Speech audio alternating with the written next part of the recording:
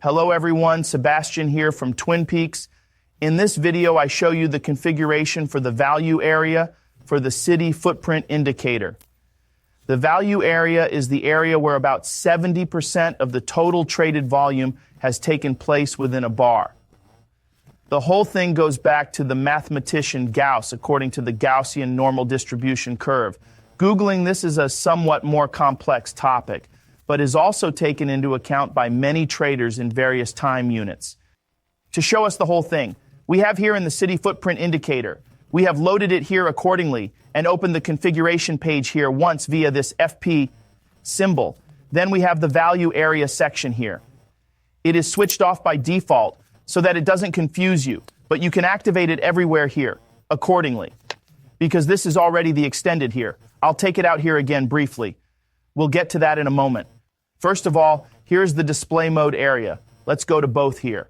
Then we can already see the value area of the bar here in gray with a line. I'll do this here a little more vigorously, sneak on to 100%.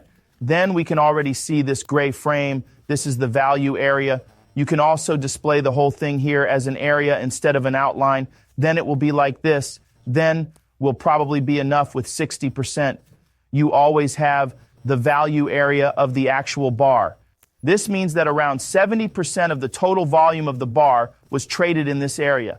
It's just a bit clearer with longer bars. I'll do that here. In the area over here, 1,505 and 30 market openings means here was the actual bar. And down here, the most volume was traded, i.e. just under 70% of it. And you can display whether you want to have the whole thing as an area, outline, or even both, depending on what makes more sense for you.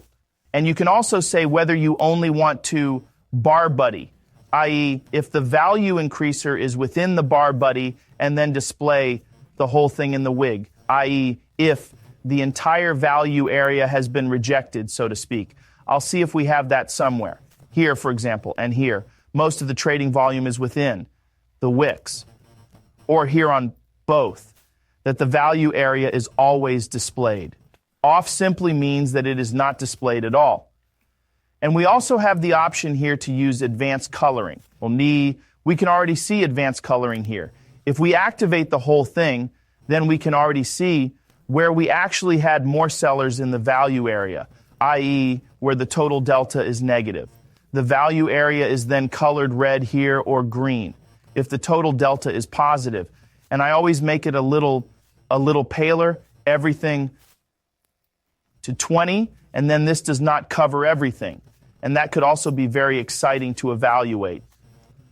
Was a value area rather frequented by buyers or frequented by sellers? To filter this, so here again, very individually adjustable. Apart from that, we also have the option of displaying the whole thing as extended, which means that I can make it smaller here. And then, if we switch it on, we can set it to all. Then we can already see which areas that have not yet been traded. 2001 are simply broken again here. If not traded, it is always meant that they are quasi-broken in order to end.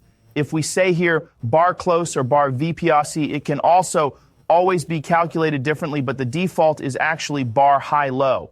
Means if has closed the whole thing here, one bar, and the whole thing went over here, then the whole thing is also ended. We can see this here in all the areas. That end here. And of course, we also have various areas here that overlap quite clearly, but which then also remain active, can therefore also be very interesting for some trading approaches. If we scroll a little further here in the area, then we can also see this at the top here, that we have value areas here, which are traded through directly, meaning that trading is then completed. Or we also have areas which will only be traded again later. So for the one or other order flow and footprint trader, it can also be a very exciting function to display the whole thing here. And here again, separable, the whole thing on broken or unbroken that we only want to display. And in the same way, we can filter here again whether the whole thing should only have taken place in the body or also in the wig, or both. Also, here again, whether as an outline or as an area.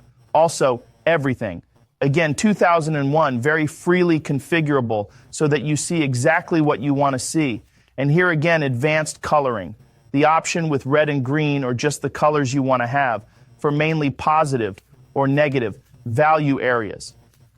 So also very extensively. Configurable. I'm going to start again here because for most people, this actual value area is actually interesting first. And we'll go back up to 50% here. Then C, we will delve a bit deeper into the entire subject here. And afterwards, we can work with it much more effectively. Yes, and I will also proceed to 50 here.